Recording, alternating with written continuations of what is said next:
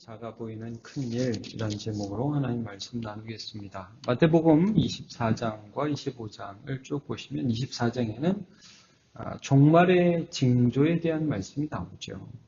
근데 이렇습니다. 제자들이 성전이 무너질 것이라는 예수님의 말씀을 듣고 나서 언제 이런 때가 옵니까? 라고 물어보죠. 근데 예수님께서 쭉 여러 징조가 있을 것이라고 말씀을 하는데 때와 시기는 아버지께 있다. 너희의 알 바가 아니라는 것을 말씀드리죠. 아들도 모른다. 근데 이제 거기에서 24장에서 핵심이 뭡니까? 결국 언제 주님이 다시 오시느냐, 언제 세상의 종말이 오느냐가 그것을 아는 게 중요한 게 아니라 너희가 깨어있는 게 중요하다. 이 말씀을 하신 것이죠. 그래서 언제 오시더라도 부끄럽지 않은 삶을 살고 있어야 된다. 이런 말씀을 하시는 것입니다. 그래서 25장에 가서 우리가 어떤 자세로 종말을 맞이해야 되느냐, 세 가지 비유가 나옵니다. 25장의 첫 번째 비유는 열처녀 비유였습니다. 신랑이 언제 올지를 몰라요. 그래서 열처녀가 등을 가지고 준비하는데 다섯 처녀는 등과 기름을, 다섯 처녀는 미련해서 등만 준비했다가 막상 신랑이 올 때는 기름 준비하면서 못 맞았다. 너네 깨어있어라. 이런 비유죠. 그 다음에 달란트 비유가 나옵니다. 한 달란트, 두 달란트, 다섯 달란트 받은 사람이 남겨야 되는데 한 사람은 안 남겼다 이거죠. 그러니까 주님이 나중에 오시는 게 결산이 되실 거라는 거예요. 여러분, 예수님이 이 땅에 오시는 것이 우리가 이 땅에서 살아간 삶에 대한 결산이 될 것이라는 거죠. 그래서 이 땅에서 충성하며 살아야 한다. 이 말씀을 해주는 것입니다. 근데 이제 여기까지 우리가 들으면 우리 마음이 좀 무거울 수가 있어요. 왜냐하면 내가 무슨 달란트를 남긴 게 있나? 내가 한 일이 없는데 주님이 오실 때 내가 어떻게 주님을 배울까라는 두려움이 있을 수 있습니다. 세상적으로 우리가 결산한다, 업적 남긴다 그러면 교회도 몇 개 좀 개척을 해야 될 것 같고 헌금도 좀 많이 해야 될 것 같고 봉사도 좀 굉장히 많이 해서 저 권사님, 저 집사님, 저 장로님, 저 목사님 하면 다 박수를 칠 그 정도가 되어야 할 것 같은데 내가 나를 보니까 너무 보잘것이 없어 보인다 이 말입니다. 예수님께서 하늘나라 실적이라는 게 도대체 뭐냐? 하늘나라에서 하나님께서 알아주시는 것이 도대체 뭐냐?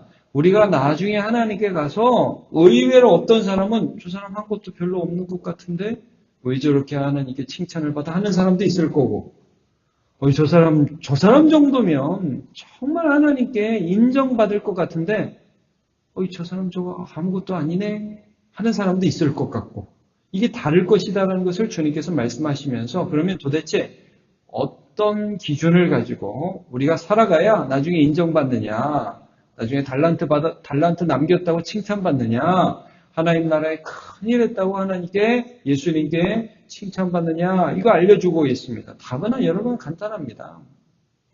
지극히 작은 자 하나를 예수님 섬기듯 하면 그게 하늘나라에서 인정받는다. 이 말씀을 해주는 것입니다. 자, 오늘 본문을 보면 예수님께서 다시 오실 때에 영광의 보좌에 앉으셔서 모든 민족을 다 모아가지고요. 염소와 양을 구분하는 것 같이 하신다 말씀했습니다. 그래서 오른쪽에는 양을, 왼쪽에는 염소를 두고 먼저 양에게 이런 말씀을 하시죠. 자, 34절을 보시면요. 그때 임금이 그 오른편에 있는 자들에게 이르시되 내 아버지께 복받을 자들이여 나와 창세로부터 너희를 위하여 예비된 나라를 상속받으라. 자, 이제 너희 영원한 생명의 나라를 상속받고 그 나라 백성이 되어라. 이유가 뭐냐? 35절. 내가 줄일 때에 너희가 먹을 것을 주었고 목마를 때에 마시게 하였고 나그네 되었을 때에 영접하였고 헐벗었을 때에 옷을 입혔고 병들었을 때에 돌보았고 옥에 갇혔을 때에 와서 보았느니라. 참 고맙다. 내가 힘들 때마다 너네들이 나와 함께 주었다. 반응이 뭡니까?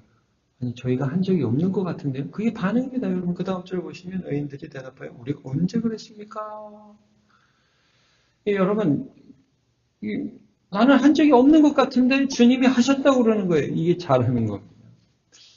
우리가 인생을 돌아보면 사실 우리가 한 게 없는 것 같습니다. 아무것도 아닌 것 같습니다. 그런데 믿음으로 살아가다 보면 주께서 내 속에서 역사해 주셔서 그것이 어떤 식으로 나타나느냐 하면 아주 작은 사람 하나를 대접한 것이에요. 여러분 예수님의 대답이 무엇이죠? 40절이죠. 40절. 이거는 우리 새벽에 좀 같이 한번 읽어보죠. 시작. 임금이 대답하여 이르시되 내가 진실로 너희에게 이르노니 너희가 여기 내 형제 중에 지극히 작은 자 하나에게 한 것이 곧 내게 한 것이니라 하시고, 네. 지극히 작은 자 하나에게 한 것, 그것을 예수님께서 내게 한 것이라고 받아주십니다. 우리가 이제 사울을 부르실 때, 핍박자 사울을 복음전도사 사울로 부르실 때 예수님께서 다메섹 도상에서 한없는 환한 빛으로 그에게 비추시면서 뭐라고 하시죠? 사울아, 사울아, 네가 어찌하여 나를 핍박하느냐 그랬어요. 근데 여러분 사울은 예수님을 핍박한 적이 없어요. 예수 믿는 자를 핍박했지. 근데 예수 믿는 자를 핍박한 그 핍박을 예수님은 나를 핍박했다고 하셨어요. 그러니까 이 성도 가운데 아주 작은 자, 오늘 옥에 갇히고 오늘 감옥에 갇히고 오늘 고생하고 먹을 것이 없고 마실 것이 없는 그 한 사람의 삶이 예수님과 함께 하셔서 그와 하나가 되어 주신다는 것이지요. 그러니까 예수님을 섬긴다는 게 뭐냐? 여러분 보이는 것일 수 있어요. 물론 그런 것일 수 있습니다. 그러나 근본적으로 보이든 보이지 않든 아주 작은 한 인격을 살피고 돌아보는 것이 주님을 섬기는 것입니다. 그래서 주님께서 이런 말씀하셨죠. 너희가 제자의 이름으로, 예수 믿는 사람의 이름으로 이 어린 소자에게 냉수 한 그릇을 대접하면 그 사람이 결단코 하늘에서 상을 잃지 아니하리라 그랬습니다. 그것이 예수님을 섬기는 것이기 때문이죠. 그러나 많은 사람들이 어떻게 합니까? 사람에게 보이려고 구제하고 금식하고 기도해서 마태복음 6장에서 보면 예수님이 그 부분을 뭐라고 말씀하시는가 제가 한번 읽어드릴게요. 그러므로 구제할 때 외식하는 자가 사람에게 영광을 거두려고 회당과 거리에서 하는 것 같이 너희 앞에서 나팔을 불지 않게 하라. 진실로 너희에게 이르노니 그들은 자기 상을 이미 받았느니라 그랬습니다. 나팔 불고 사람들 앞에 나 이거 한다 해서 저분 대단해요 하는 사람은 하늘나라 상 없다. 이미 이 땅에서 상 다 받았다라고 말씀을 하고 있습니다. 여러분 지극히 작은 자를 섬기는 것이 주님을 섬기는 것입니다. 그러면 그 다음에는 어떤 말씀이 나옵니까? 너무 똑같이 상황만 하나만 바꾸어가지고 똑같은 상황을 연출해요. 왼편에 있는 자들에게 41절. 저주를 받은 자는 나를 떠난 마귀와 그 사자들을 위하여 예배된 영원한 불에 들어가라. 영생의 반대인 영벌. 거기에 들어가랍니다. 왜 그러냐? 똑같은 상황이에요. 줄일 때, 목마를 때, 나그네 됐을 때, 헐벗었을 때, 병들었을 때, 옥에 갇혔을 때, 주지 않았고, 영접하지 않았고, 돌보지 않았고, 찾아보지 않았다. 이 악인들의 반응도 죄송해요가 아니라 아니 우리가 언제 안 찾아봤어요. 주님 본 적이 없는데 이런 반응이었다는 거죠. 44절 그들이 대답하여 이르되 주여 우리가 어느 때 주께서 줄이신 것이나 목마른 것이나 나그네 되신 것이나 헐벗은 것이나 병드신 것이나 옥에 갇힌 것을 보고 공양하지 아니하더이까. 우리가 언제 그랬어요.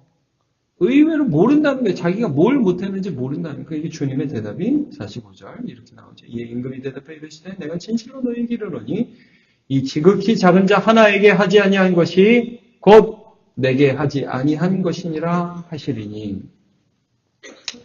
여러분 하늘나라의 업적과 이 세상의 업적은 다릅니다. 하늘나라 업적은 아주 작은 사람 한 사람에게 한 것 그것입니다.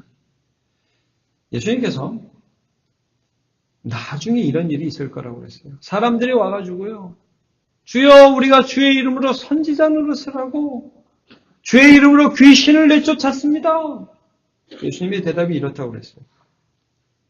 마태복음 7장 23절에 그때 내가 그들에게 밝히 말하되 내가 너희를 도무지 알지 못하니 불법을 행하는 자들아 내게서 떠나가라 하리라. 여기 이렇게 말씀해요. 내가 너희를 도무지 알지 못하나니. 너네들이 귀신을 쫓아낸다. 그게 나하고 상관없는 일이었다. 너희가 선지자 노릇을 하고, 선지자가 여러분 뭡니까? 말씀 선포하는 사람 아닙니까? 말씀을 선포하고 사람들에게 복음을 전했는데, 그런데 말하자면 그것이 나하고 아무 상관없는 일이었다.